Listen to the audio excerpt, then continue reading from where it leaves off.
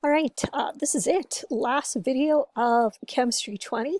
And the good news is you should already know how to do all of this because this is just a lesson on gas stoich.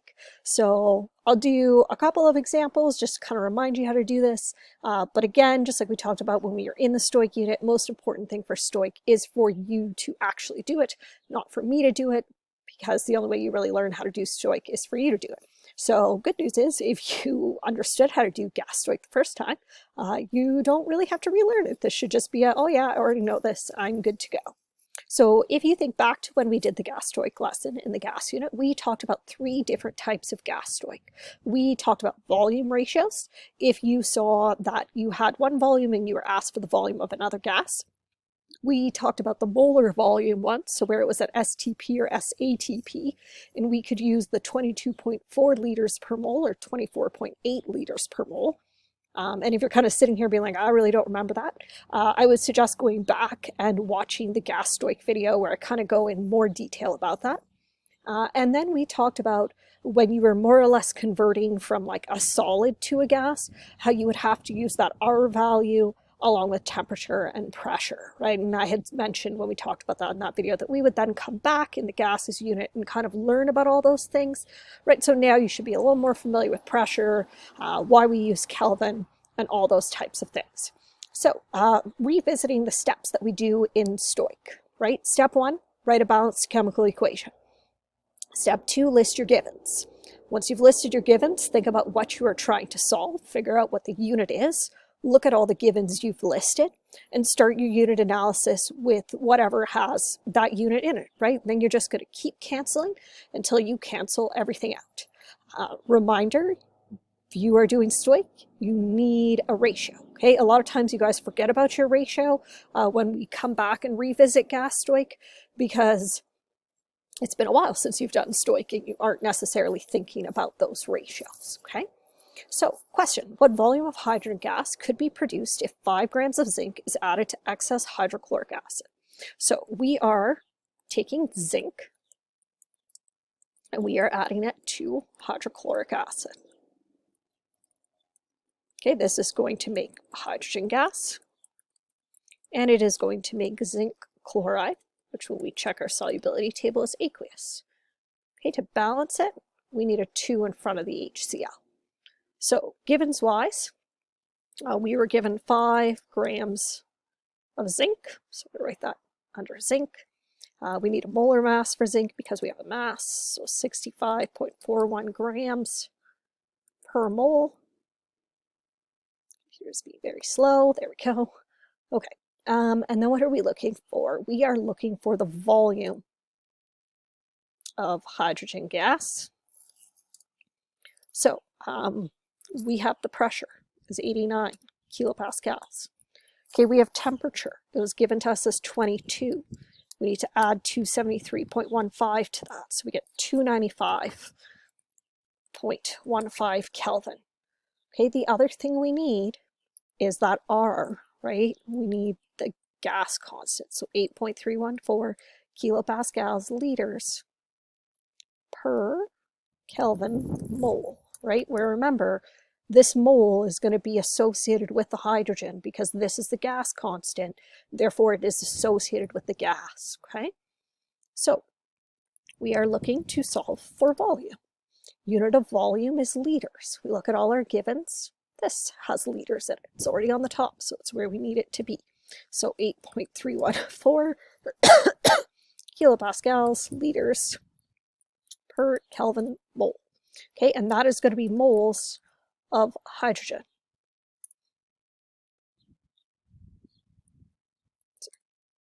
There we go, okay? And remember, we write this so that when we are doing our unit analysis, we know what to cancel out with. Okay, so we want just liters. That means we need to get rid of kilopascals, we need to get rid of Kelvin. Sorry, that should have been a capital, not a lowercase k. And we need to get rid of moles of hydrogen. So it doesn't really matter what you choose to start with. Let's get rid of the kilopascals. So to get rid of kilopascals, I'm going to times by 1 over 89 kilopascals, right? So that my kilopascals is on the bottom. So now kilopascals is gone. Okay, now I need to get rid of Kelvin. So because it's currently on the bottom, I need to put it on the top. So we are going to times by 295.15 Kelvin over 1. Okay, that's going to let us get rid of Kelvin. Okay, now we need to get rid of moles of hydrogen. The only other moles we have is zinc. So we're going to use a ratio, right? We're going to put moles of hydrogen on top, and we are going to put moles of zinc on the bottom. So times 1 mole of hydrogen, because that's what we have in our balanced equation, over 1 mole of zinc, again, because that's what I have in the balanced equation. Okay, the hydrogen had to go on top so that it would actually cancel this hydrogen out, which then by default puts the zinc on the bottom.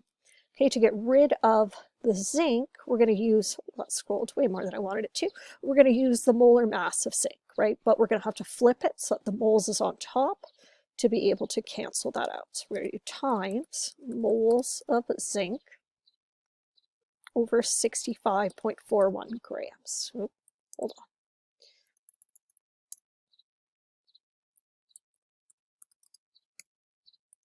Okay, so now we can cancel out moles of zinc.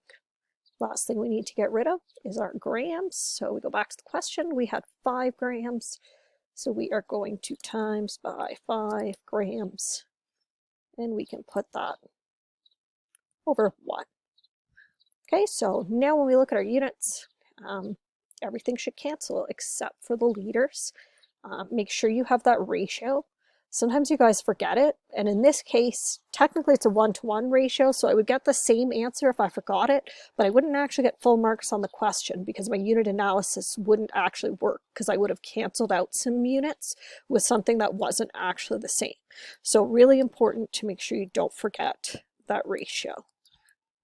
Okay, so we're going to do 8.314. We're going to divide by 89, times by 295.15, divide by 65.41, and times by 5, and we get 2.11 liters. Okay, so these are your bigger stoich questions because you have to use R, you have to use T, and you have to use P. Okay, so next question.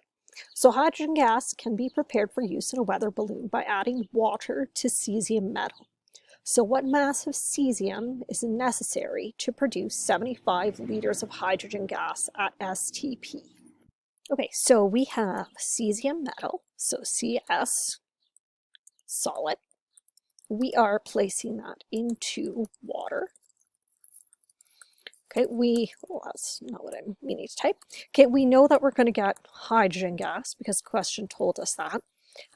So that kind of means that our other product is going to be cesium oxide, so CS2O. Okay, and that's not aqueous. I don't know why I'm typing that. It's solid. Okay, balancing wise, we need a 2 over here. Okay, so we're looking for the mass of cesium. So if we're looking for a mass, we're going to need a molar mass, and cesium is 132.91 grams per mole. And then what do we have? We have 75 liters of hydrogen. The other thing we're told is that this is at STP. So why this matters is if it's at STP, I can use molar volume. So molar volume at STP is 22.4 liters per mole. Okay, so I can use that. I could also technically choose to use R and use the temperature and the pressure that are associated with STP. But if I use molar volume, it just keeps it a nice small question, right? So we are looking to solve for mass, which means we're looking for grams. We already have grams here. It's already on the top. So 132.91 grams per mole, and that is of cesium. Okay, we need to eliminate the moles of cesium, so we're going to use our ratio, so times 2 moles of cesium. And that is going to be over 1 mole of hydrogen. Okay, we now can eliminate the moles of cesium. Okay, we need to get rid of moles of hydrogen. We have that here in that molar volume. So we're going to flip that over. I'm going to do times moles of hydrogen over 22.4 liters. Okay, now we can cancel out moles of hydrogen. And then the last unit we need to get rid of is the liters. And we have 75 liters. That was given to us in the question. So we can times by 75 liters over 1. Now we get rid of those liters. That 1 kind of placed itself in a weird spot. And now we can just calculate this and see what we get. So 132.91 times 2 divided by 22.4 times 75. So we get, well, that's a lot, but 75 liters is also a lot of gas. We get 890 grams. Okay, so that was type 2, right? Was using the molar volume. We already looked at the R, so you should probably have an idea of what the next question is going to be looking at.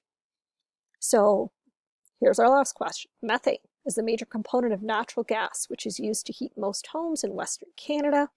Calculate the volume of oxygen which is required to completely burn the 7 times 10 to the 5 liters of methane that an average Canadian home consumes during the month of December. Okay, so methane is CH4, which is gas. If you didn't remember that that's what it is, there is that page in your data booklet that shows you all the common formulas and names. Okay, this is a combustion reaction, so we are combining with oxygen. So we are going to make CO2 as a gas, as well as H2O as a gas. Balancing wise, the C is already 1 and 1. H, we have 4. Right now we only have 2, so we're going to put a 2 here.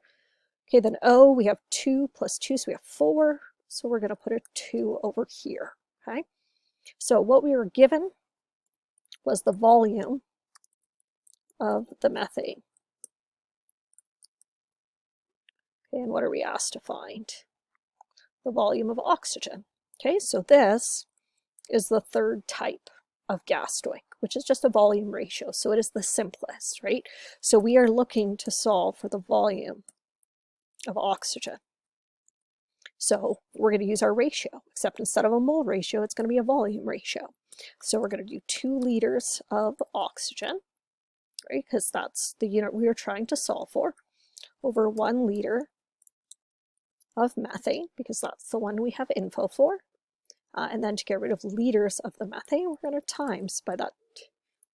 Hold on, let me shift that up. We're going to times by that 7.00 times 10 to the 5 liters, and we can put that just over 1.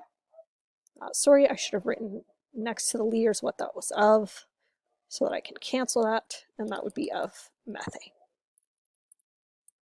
right? Because we wrote it under the methane. So now when we look at our units, we can cancel out liters of methane, and we are left with liters of oxygen.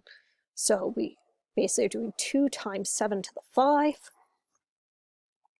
So we are going to get 1.4 times 10 to the 6. I have no clue why I used my calculator to do that, but I did. Okay, so 1.40 times 10 to the 6. Just putting that 0 in for significant digits because this had 3, and that would be liters, right? So those are your 3 different types of gas stoich. First one we did used R, second one we did use the molar volume because it was an STP, and then the last one was just a volume ratio, okay? So yeah, that is basically the end of Chemistry 20 now. So yeah, good stuff.